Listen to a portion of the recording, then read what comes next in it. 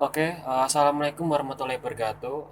Jadi teman-teman semuanya, hari ini aku mau presentasikan bersama kelompok saya tentang manajemen komunikasi pemasaran yang bertemakan tentang pemosisian komunikasi pemasaran. Dan berikut adalah nama kelompok. Yang pertama adalah saya sendiri, Sufyan Haripastia. Kemudian dari yang kedua Danila Agastiska. Yang ketiga ada Siva Safisati Tanifa. Dan keempat ada Alin Amalia. Dan yang kelima ada Alfian. Slide selanjutnya. Pengertian pemosisian. Pemosisianis adalah usaha untuk menemukan sesuatu celah di benak konsumen agar konsumen mempunyai image yang khusus terhadap produk atau merek produk atau bahkan terhadap perusahaan. Kemudian lagi, peran positioning dalam strategi pemasaran. Melakukan analisis pasar dan analisis pesaing dalam suatu analisis internal perusahaan atau total situation analysis. Alasannya dunia sekarang ini dilanda overkomunikasi. Terjadi ledakan barang, media maupun iklan. Akibatnya, pikiran para prospek menjadi ajang pertempuran. Dan ini merupakan bagian dari tujuan positioning. Ada tujuan positioning tersendiri, kemudian ada prosedur positioning, kemudian ada strategi positioning, kemudian ada masalah positioning, dan yang terakhir ada positioning produk. Tujuan positioning ada 3. Yang pertama, untuk menempatkan atau memosisikan produk di pasar. Yang kedua, untuk memosisikan produk sehingga dapat menyampaikan beberapa hal pokok kepada para pelanggan. Dan yang ketiga, untuk mencapai hasil yang diharapkan. Prosedur positioning terdapat 5 tahapan. Yang pertama, menentukan produk atau pasar yang relevan. Yang kedua, suatu produk umumnya dimaksudkan untuk memenuhi lebih dari satu keinginan dan kebutuhan. Yang ketiga, pendataan kebutuhan pelanggan. Yang keempat, mengidentifikasi pesaing. Dan yang kelima, menentukan standar evaluasi. Terus selanjutnya ada strategi positioning. Menurut Edi Suryanto Sugoto, kemampuan untuk mengidentifikasi peluang positioning merupakan ujian yang berat bagi seorang pemasar. Keberhasilan satu positioning biasanya berakar pada berapa lama produk tersebut mempunyai keunggulan bersaing. Hal ini mendasar dalam membangun strategi positioning suatu produk adalah positioning pada fitur spesialisasi produk, positioning pada spesifikasi pembangunan produk, positioning pada frekuensi penggunaan produk, positioning pada alasan mengapa memilih produk tersebut dibanding pesaing, positioning melawan produk pesaing, positioning dengan melakukan pemisahan kelas produk, dan positioning dengan menggunakan simbol budaya atau kultur. Kemudian kita masuk dalam masalah positioning.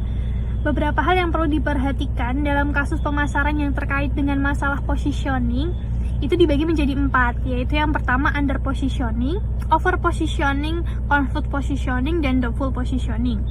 Nah, kita bahas yang pertama dulu, yaitu under positioning, yaitu kesalahan pertama yang sering dilakukan para pelaku usaha, yaitu kurang tepat dalam menonjolkan keunggulan produk mereka. Terkadang keunggulan produk yang ditawarkan bukanlah hal yang istimewa lagi bagi konsumen, sehingga sasaran pasar yang dibidik kurang berminat dengan produk tersebut, dan pastinya brand produk yang sedang dibangun kurang berkesan di benak para konsumen.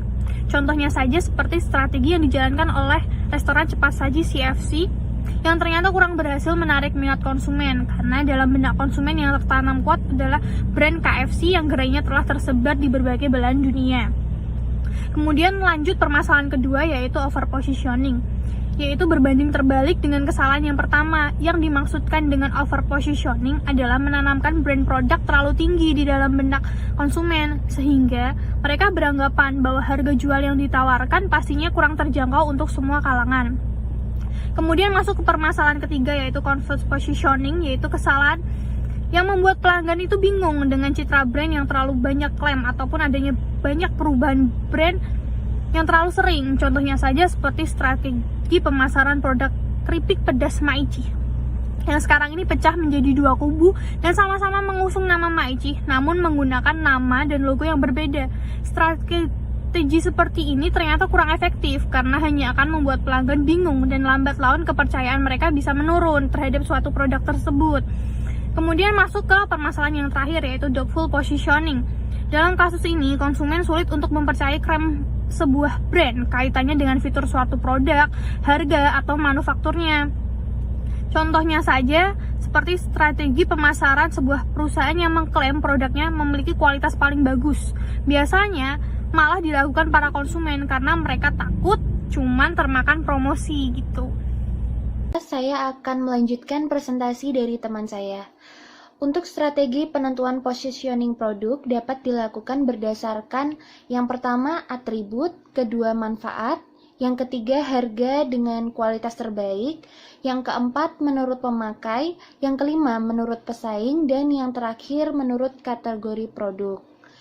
Nah, untuk tahap-tahap dalam penentuan positioning produk, yang pertama adalah menentukan produk atau pasar yang relevan, yang kedua pendataan kebutuhan pelanggan, yang ketiga mengidentifikasi pesaing, dan yang keempat menentukan standar evaluasi, 5 membuat perceptual map, yang keenam mengidentifikasi kesenjangan posisi, yang ketujuh merencanakan dan melaksanakan strategi positioning, dan yang terakhir memantau posisi.